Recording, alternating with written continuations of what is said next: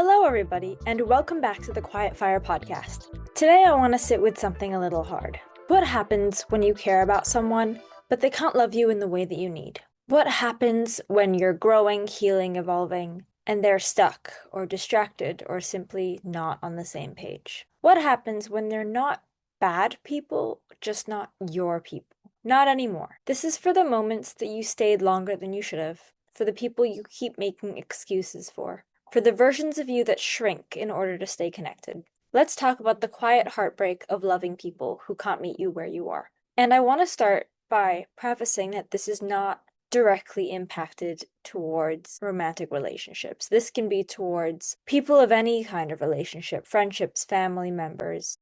This sort of feeling when you realize that people aren't on the same page as you and people might want to have your best interests at heart but just don't and won't follow through. There is a quiet heartbreak that happens with all of those losses, regardless of what your relationship is. And this is a little bit of what I wrote about in my song Different People, and coming to terms with not everyone is meant to be in your life, and not everyone is meant to stay in your life, as hard as that is. And I've talked about this on previous episodes before, but there is a bit of a finality when it comes to understanding the point when people aren't yours anymore. Sometimes love and care starts strong. The connection is real, there's electric energy. It makes sense to want those people in your life. But over time, something changes. Maybe you're healing, going to therapy, learning to set boundaries, and they're not.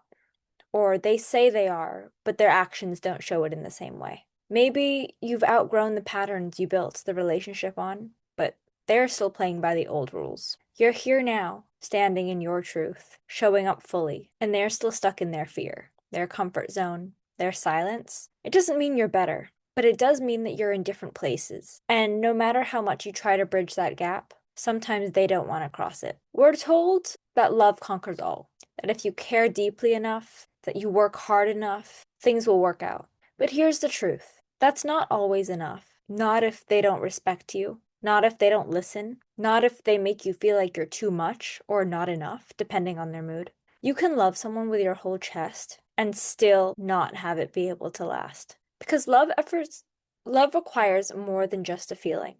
It requires effort, growth, responsibility on both parts. And if they're not willing to meet you there, or have the conversations needed in order to meet you there, you'll end up doing all of the work. And that's not love or friendship. That's exhaustion. One of the hardest things to release is the potential that you saw in them. The what-if version. The imagined relationship, friendship. The belief that if they just tried a little more, if they just got it together, things would be perfect. But loving someone's potential is not the same as loving them. And staying in a relationship with potential is like living in a house that's still under construction. But no one's holding a hammer. At some point, you have to stop waiting for them to catch up and come to terms with the fact that they never will. And also to start honoring where you are now. Not where they could be, where they are. And if they're not able or willing to meet you closer to where you are, that is your answer. I know, you want to believe in people, give them the benefit of the doubt.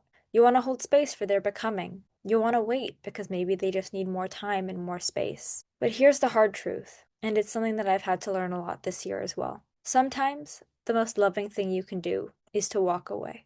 Not as a punishment, not to guilt them, but because you deserve relationships and connections where you don't have to beg for the bare minimum. And sometimes love looks like letting them go so they can grow on their own timeline, and so you can stop shrinking to accommodate their delay. Love shouldn't cost you your self-respect. And choosing yourself is not unkind. It's clarity. Here's what I want you to remember. You do not have to convince someone to see your value. You do not have to perform your pain in order to be heard. You do not have to explain yourself into worthiness. If someone constantly makes you feel unseen or misunderstood or unimportant, that's not love. That's misalignment.